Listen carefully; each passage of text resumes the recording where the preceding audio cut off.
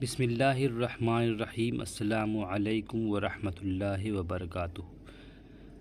میں محمد غالب نشتر آپ کی خدمت میں حاضر ہیں۔ رانچی یونیورسٹی سیمسٹر 6 جن کا سیشن 2021 سے 24 ہے، C14 کے تحت لسانیات کے پیپر پر آج سے ہم لوگ انشاءاللہ باتیں کریں گے۔ لسانیات ایک خشک موضوع ہے، بہت سوکھا ہے، تو یہ داستان، ناول، افسانے کی طرح نہیں ہے، یا خاکہ یا انشائیہ کی طرح نہیں ہے، یہ تھوڑا خشک موضوع ہے، تو اسے ہم لوگ انٹرسٹنگ بنائیں گے انشاءاللہ۔ اور آج سے ہم لوگ یونٹ 1 کا مطالعہ کریں گے۔ پہلا موضوع ہے زبان کی تعریف، ارتقاء اور تشکیل۔ اردو لسانیات 4 یونٹ پر مشتمل ہے۔ یونٹ 1 میں ہم لوگ زبان کی تعریف، ارتقاء اور تشکیل پر بات کریں گے۔ اس کے علاوہ لسانیات کی تعریف، اہمیت اور افادیت پر گفتگو کریں گے۔ اس کے علاوہ فورٹ ولیم کالج کی ادبی خدمات پر باتیں کریں گے۔ یونٹ 2 میں اردو کی ابتدا سے متعلق مختلف نظریات پر باتیں کریں گے، اور اردو اور کھڑی بولی کا کیا رشتہ ہے اس پر ہم لوگ تفصیلی باتیں کریں گے۔ یونٹ 3 میں اردو کی ابتدا اور ارتقاء کے سماجی محرکات پر بات کریں گے، اور اسی یونٹ میں ہم لوگ اردو کے فروغ میں صوفیائے کرام کا حصہ، اس پر بھی ہم لوگ بات کریں گے۔ یونٹ 4 میں ہند آریائی زبانیں اور غیر ہند آریائی زبانوں پر بات کریں گے۔ اس لحاظ سے یہ تھوڑا خشک موضوع ہے، لیکن اگر سمجھ لیں گے آپ تو آسانی ہوگی، پڑھنے میں مزہ آئے گا۔ تو آئیے ہم لوگ آج یونٹ 1 کے ٹاپک 1 پر بات کرتے ہیں۔ یونٹ 1 زبان کی تعریف، ارتقاء اور تشکیل۔ زبان فارسی زبان کا لفظ ہے۔ زبان کو عربی میں لسان کہتے ہیں، جس کے معنی ہوتا ہے گوشت کا ٹکڑا، جو ہمارے منہ میں دانتوں کے درمیان ہوتا ہے، اور جس سے ہم اپنی خوراک کے ذائقے بھی معلوم کرتے ہیں۔ انگریزی میں ٹنگ کہتے ہیں۔ عربی، فارسی اور انگریزی میں اس لفظ سے وہ آوازیں بھی مراد لی جاتی ہیں جن کے ذریعے ایک انسان اپنے سماجی رشتے کو مضبوط اور پائیدار بناتا ہے۔ زبان انسانی زندگی کا وہ ناگزیر یا لازمی حصہ ہے جس کے بغیر اس کی تکمیلیت کا تصور نہیں کیا سکتا۔ اس کے بغیر انسان مکمل ہو ہی نہیں سکتا۔ لسان یعنی زبان اور انسان دونوں کا دائرۂ عمل اگرچہ مختلف ہے، لیکن اس کے باوجود ان کے بیچ کے مضبوط اور گہرے رشتے سے انکار ممکن نہیں۔ انسان کے بغیر جہاں لسان کا تصور نہیں کیا جا سکتا، وہیں لسان کے بغیر انسان کا وجود ادھورا اور نامکمل ہے۔ یہ خدا کی عطا کرتا وہ شے ہے جو انسان کو تکمیلیت فراہم کرتی ہے، یعنی مکمل بناتی ہے، اور اسے اشرف المخلوقات کے درجے پر لا کھڑی کرتی ہے۔ جانور اس سے محروم ہے اور اسے یہ نعمت حاصل نہیں، لیکن خدا نے انسان کو زبان جیسی نعمت ودیعت کی ہے، اسی لیے وہ حیوان ناطق کہلاتا ہے۔ حیوان ناطق، ناطق مطلب بولنے والا، ایسا حیوان جو بولنے والا ہے۔ اسی لیے جانوروں کو ہم بولتے ہیں حیوان غیر ناطق، جو نہیں بول سکتے ہیں۔ انسان ایک سماجی جانور ہے، اور ایک سماج میں رہنے کے لیے اسے رابطے کی ضرورت ہوتی ہے۔ رابطہ مطلب کمیونیکیشن کی۔ اسی کے ذریعے وہ اپنی ضروریات زندگی پوری کرتا اور اپنی سماجی ضرورتوں کو تسکین پہنچاتا ہے۔ غرض سماجی زندگی کا سب سے بہترین وسیلہ اظہار اس کی زبان ہوتی ہے، اور اسی کے ذریعے وہ اپنے خیالات کا اظہار کرتا اور دوسروں کی سنتا اور ان کی ضرورتوں کو پوری کرتا ہے۔ اس حوالے سے پروفیسر گیان چند جین لکھتے ہیں، انسان کو حیوان ناطق کہا گیا ہے، گویا انسان کی جانوروں پر سب سے بڑی فضیلت یہ ہے کہ وہ زبان یعنی بھاشا کا استعمال کرتا ہے، اس کے ذریعے اپنے جذبات و خیالات اپنے ساتھیوں تک پہنچاتا ہے۔ جس طرح انسان انسانی زبان میں بات چیت کرتے ہیں، اسی طرح حیوان بھی اپنی اپنی آوازوں میں کسی زبان کا استعمال کرتے ہوں گے۔ زبان کا ماخذ عربی زبان میں لسان ہے، اور اسی سے لسانیات وجود میں آیا۔ لیکن لسانیات اور زبان میں فرق یہ ہے کہ لسانیات میں زبان کا مطالعہ سائنسی طریقے سے ہوتا ہے، جس کو تجربات و مشاہدات سے ثابت کیا جاتا ہے۔ اس کو ہم ذہنی مطالعہ بھی کہہ سکتے ہیں، کیونکہ جب ایک انسان اپنے آپ سے مخاطب ہوتا ہے تو حقیقت میں آپ سے نہیں بلکہ آپ کے ذہن سے مخاطب ہوتا ہے۔ ایک انسان اسی زبان کی وجہ سے حیوان پر فضیلت رکھتا ہے، یعنی افضلیت رکھتا ہے، فوقیت رکھتا ہے۔ یہاں یہ بات بھی قابل غور ہے کہ جس طرح انسانی زندگی میں بات چیت کرتے ہیں، اسی طرح حیوان بھی اپنی اپنی آوازوں میں ضرور بات کرتے ہوں گے اور کسی طرح کی زبان کا استعمال کرتے ہوں گے،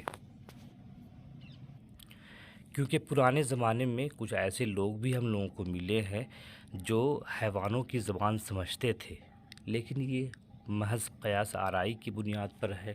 ابھی بھی ہم دیکھتے ہیں گاؤں دیہات میں جو بچے بھیڑ بکریاں چراتے ہیں تو وہ ان کو بلانے کے لیے یا پھر ان پر غم و غصہ ظاہر کرنے کے لیے کچھ ایسے الفاظ استعمال کرتے ہیں کہ وہ جانور ان کی بات سمجھتے ہیں۔ اگر حیوانوں کی زبان کی بات کی جائے تو وہ بہت محدود ہے، اس کے برعکس انسانوں کی زبان لامحدود ہے۔ اس طرح ہم نے دیکھ لیا کہ زبان کی بہت اہمیت ہے انسان کی زندگی میں۔ آپ ایک دن بھی بغیر بولے خاموش نہیں رہ سکتے ہیں، آپ کو بولنے کے لیے، آپ کو اپنی چیزیں مانگنے کے لیے زبان کی ضرورت ہوتی ہے۔ انسان ترسیل کے ذریعے جس طرح نطق کا استعمال کرتا ہے، اسی طرح اشاروں سے بھی ترسیل کا کام انجام دیتا ہے، جیسے کہ سر کے اشارے سے ہاں یا نا کا جواب دینا وغیرہ۔ زبان کے کم از کم دو مفہوم ہو سکتے ہیں، نمبر ایک شعوری آوازیں اور نمبر دو اشاروں کی زبان۔ یہ اہم ہے۔ شعوری آوازیں وہ ہوتی ہیں جن کے ذریعے انسان اپنے خیالات و جذبات کا اظہار کرتا ہے۔ اشاروں کی زبان کو بھی ہم مختلف قسموں میں تقسیم کر سکتے ہیں۔ نمبر ایک بصری۔ اشاروں میں بڑی تعداد بصری ہے جن کو آنکھ سے دیکھا جا سکتا ہے۔ بصری مطلب آنکھ سے اشارے کرنا، سر کی جنبش سے کسی طرح اشارہ کرنا، یہ ہے۔ دوسرا ہے سمعی، جس کو کان کے ذریعے سنا جاتا ہو، مثلا وقت کے تعین کے لیے گھڑیاں بجانا، چٹکیاں بجانا وغیرہ۔ نمبر تین لمسی، کسی کو چھو کر بات بتانا، جیسے کمر تھپتھپانا، ہاتھ دبانا وغیرہ۔ زبان ایک ایسا نظام ہے، بلکہ نظاموں کا مجموعہ ہے، اور زبان کا پہلا نظام صوتیاتی نظام ہے۔ صوتیاتی مطلب آواز والا۔ زبان خیال کے ساتھ جذبے کی بھی ترسیل کرتی ہے۔ جہاں تک زبان کے استعمال کی بات ہے تو زبان کا استعمال دو طریقوں سے ہوتا ہے۔ نمبر ایک نفسیاتی استعمال زبان اور نمبر دو میکانیکی استعمال زبان۔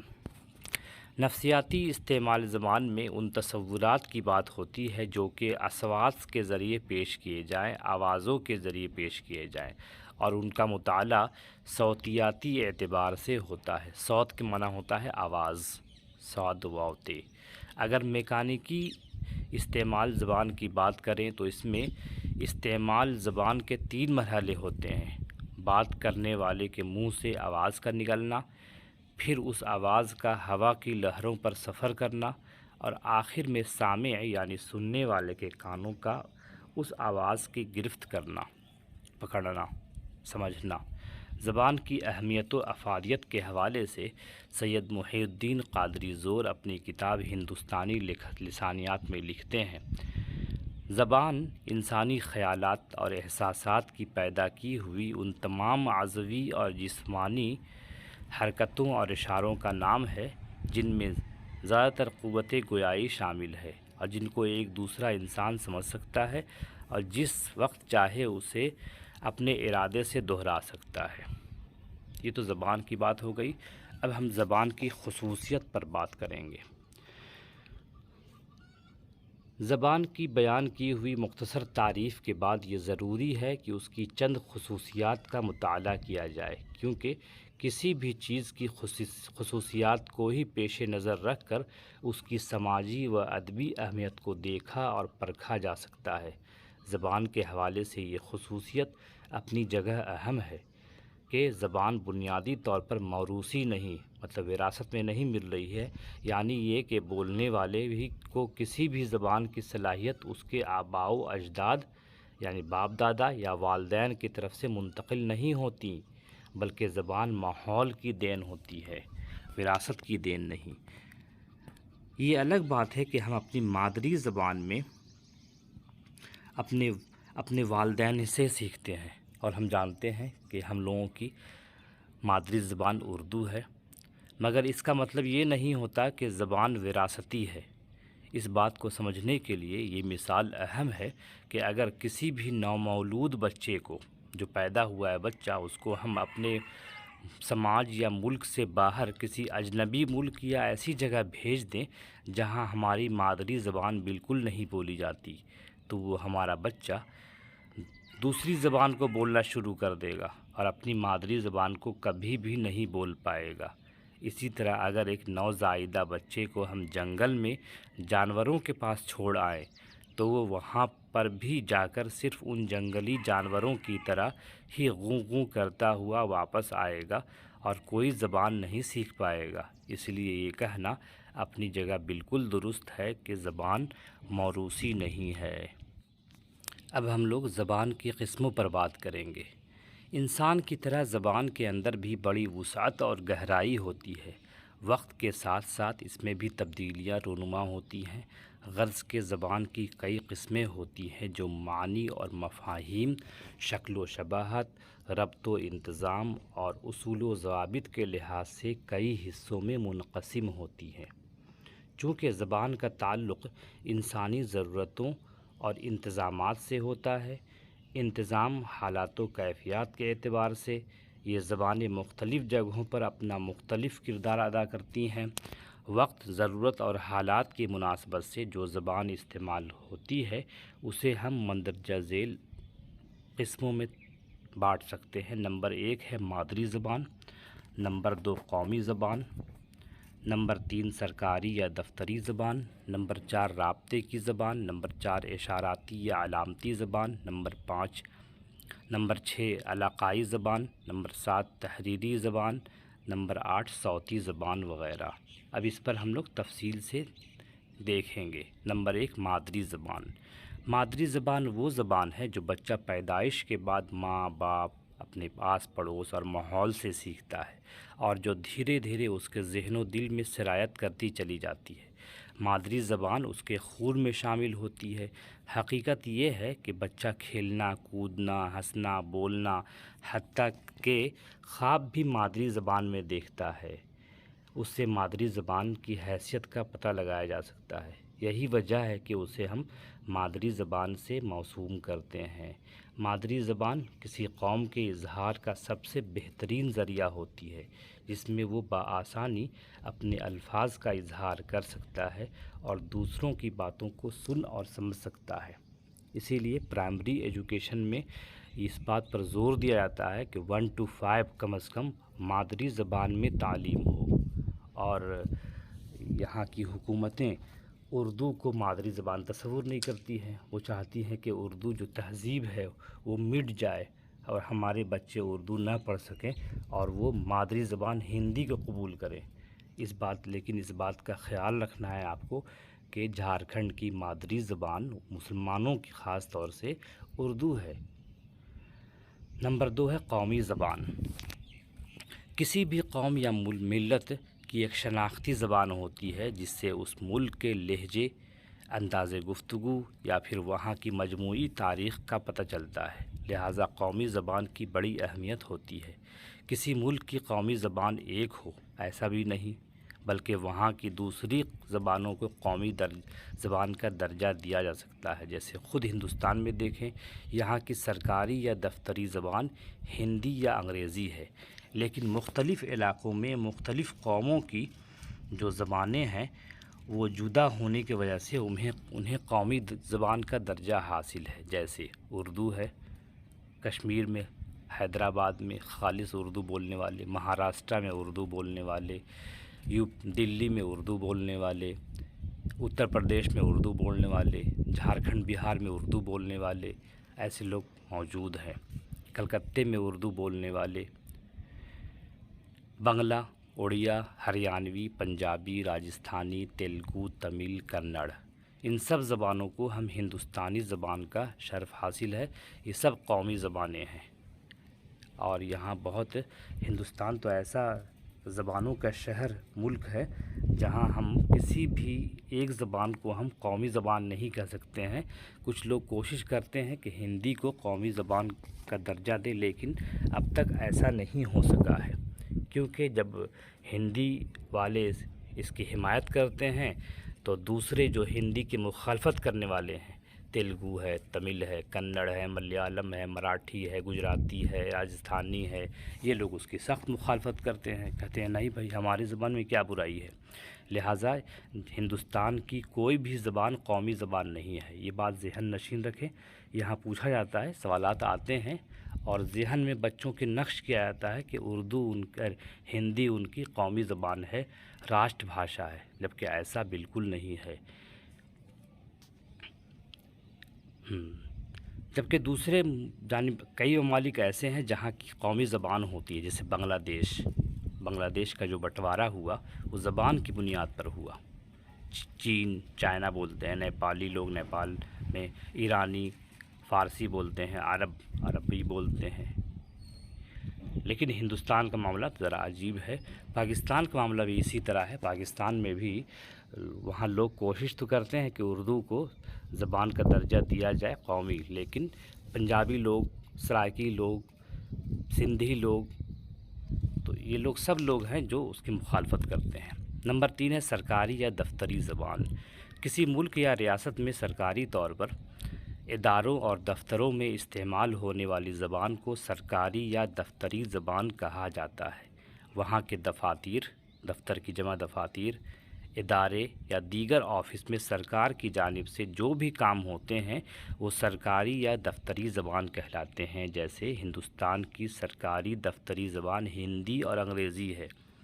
सिर्फ हिंदी से काम नहीं चलेगा, अंग्रेज़ी भी रखना पड़ेगा इनको, लेकिन इलाक़ाई तौर पर यहाँ कुछ आज़ादी भी हासिल है। चूँकि मुख्तलिफ़ जगहों और रियासतों में उनकी इलाक़ाई ज़बान को सरकारी दर्जा हासिल है, इसीलिए यहाँ के मुख्तलिफ़ इलाक़ों और रियासतों में वहाँ की इलाक़ाई ज़बान और अंग्रेज़ी दोनों में दफ्तरी या सरकारी कामकाज होते रहते हैं। हिंदी जो इलाक़े हैं, हिंदी का इलाक़ा है बिहार है, झारखंड है, उत्तर प्रदेश है, छत्तीसगढ़ है।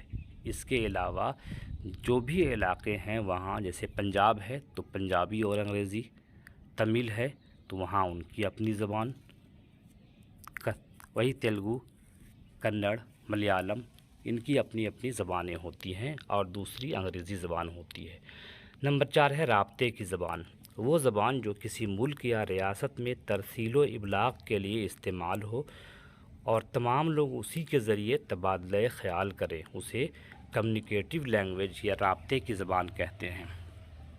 दरअसल किसी भी मुल्क में तमाम लोग एक ही ज़बान के जानने वाले नहीं होते, और ऐसा होता भी है तो हर मुल्क में दीगर मुल्कों से लोगों की आमदोरफ्त होती रहती है, आना जाना लगा रहता है, और उनसे राब्ते या तरसील के लिए किसी ऐसी ज़बान की ज़रूरत पड़ती है जो तमाम लोगों की समझ में आए और जिसके ज़रिए वो आसानी से तबादला ख़याल कर सके।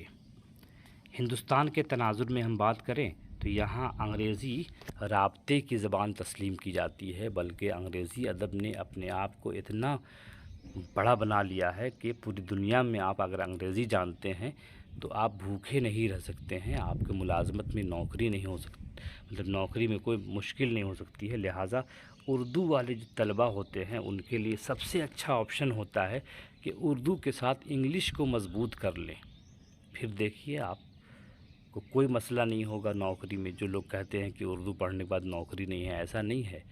आपने अपने आप को पहचाना नहीं है, अगर वो पहचान जाएं आप तो इंशाअल्लाह कोई दुश्वारी नहीं होगी। نمبر 5 ہے اشاراتی یا علامتی زبان۔ اشارے، کنائے یا علامتوں کے ذریعے اپنی باتوں کو دوسری تک پہنچانے کی روایت بہت قدیم رہی ہے۔ پہلے جب لوگوں کے پاس زبانیں نہیں تھیں اور ان کے پاس بات چیت کا شعور ارتقاء نہیں پایا تھا، وہ لوگ علامتوں یا اشاروں کے ذریعے تبادلہ خیال کرتے تھے۔ آج بھی ہمیں مختلف ملکوں اور علاقوں میں باقیات کی شکل میں جو چیزیں دستیاب ہوئی ہیں، ان سے صاف اندازہ لگایا جا سکتا ہے کہ لوگ کس طرح علاقوں اور مخصوص تصاویر کے ذریعے اپنی باتوں کو محفوظ کرتے تھے، رکھتے تھے۔ چھٹا ہے علاقائی زبان۔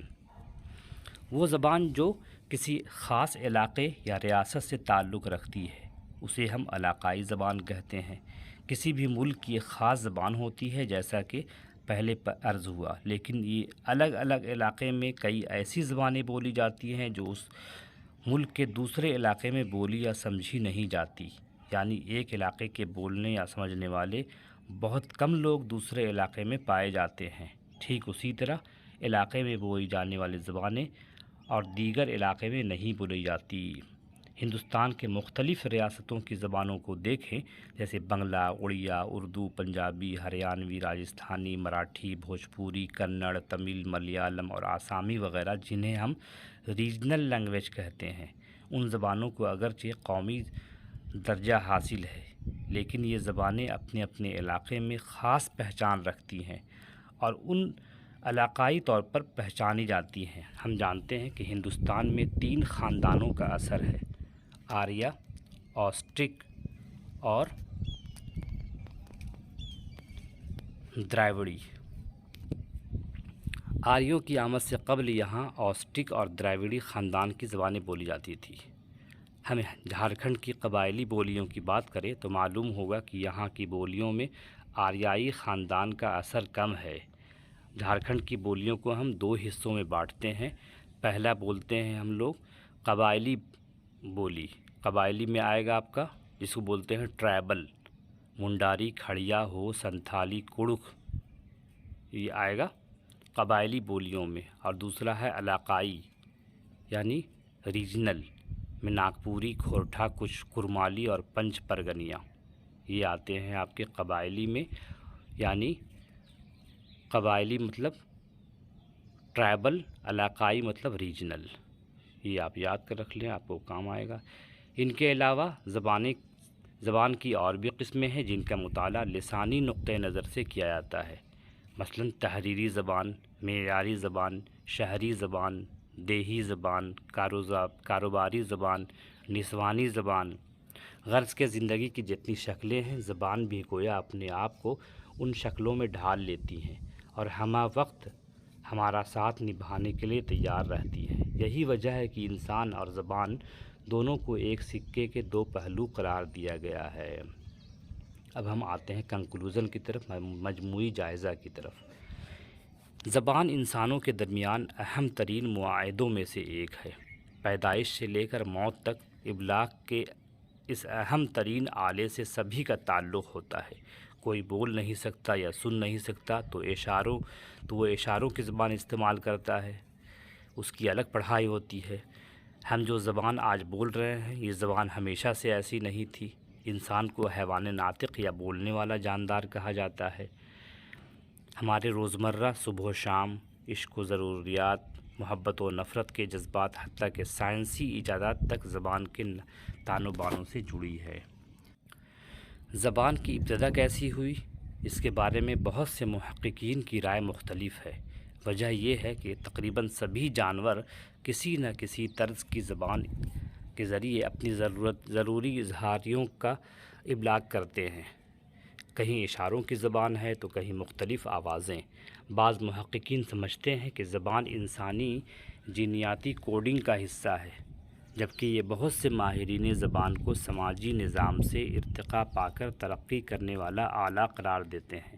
ماہرین اس حوالے سے اپنی الگ بات کرتے ہیں۔ امریکی ماہر لسانیات نوم چومسکی دلیل دیتے ہیں کہ قریب 1,00,000 سال پہلے ایک فرد میں ایک واحد امکانی میوٹیشن نے دماغ میں انسانی صلاحیت کی بہترین یا بہت اچھی بنیاد رکھی، جبکہ آواز پیدا کرنے کے عزو کے بارے میں اندازے یہ ہیں کہ لاکھوں برس قبل انسانوں بلکہ انسان نماؤں میں پیدا ہوا۔ بہت سے سائنسدانوں کا خیال ہے کہ سماجی ارتقاء اصل میں زبانوں کی پیدائش کا باعث بنا۔ بعض سائنسداں تو یہ تک کہتے ہیں کہ اگر حیاتیاتی طور پر انسانی جسم میں آواز پیدا کرنے کا عزو ارتقائی صورت میں پیدا ہو بھی گیا تھا تو بھی سماجی حالات کی عدم موجودگی میں یہ عزو بیکار ہو جاتا۔ جدید زبانوں کے بارے میں تاہم کہا جا سکتا ہے کہ یہ سب سے پہلے 50,000 سے 1.5 لاکھ سال پہلے وجود آنا شروع ہوئی۔ یہ وہی وقت ہے جب انسان کا ارتقاء ہوا تھا۔ مطلب اس میں حتمی طور پر نہیں کر سکتے ہیں، بس یہی ہے کہ جب بھی انسانوں نے ضروریات محسوس کی اس کو اپنے اپنے حساب سے بولنا شروع کیا۔ معاون کتب میں آپ 5 کتابوں کو دیکھ سکتے ہیں۔ نمبر 1 ہے زبان کا ارتقاء، خلیل صدیقی کی کتاب ہے۔ دوسری کتاب ہے اردو کی لسانی تشکیل، یہ کتاب ہر طالب علم کے پاس ہونی چاہیے، مرزا خلیل احمد بیگ کی کتاب ہے۔ تیسری کتاب ہے اردو زبان کا ارتقاء، شوکت سبزواری کی کتاب ہے۔ نمبر 4 ہے اردو زبان کی تاریخ، مرزا خلیل احمد بیگ کی کتاب ہے۔ 5ویں کتاب ہے اردو کا ابتدائی زمانہ، شمس الرحمن فاروقی کی کتاب ہے۔ اردو کی لسانی تشکیل عام فہم ہے اور ہمیشہ یہ آپ کے کام آئے گی، اسی لیے یہ آپ کی لائبریری کا حصہ ضرور بنے، ایسی کتابیں آپ کے پاس ہونی چاہیے۔ اب ہم ملیں گے لسانیات والے ٹاپک میں، تب تک کے لیے اجازت دیجیے، خدا حافظ۔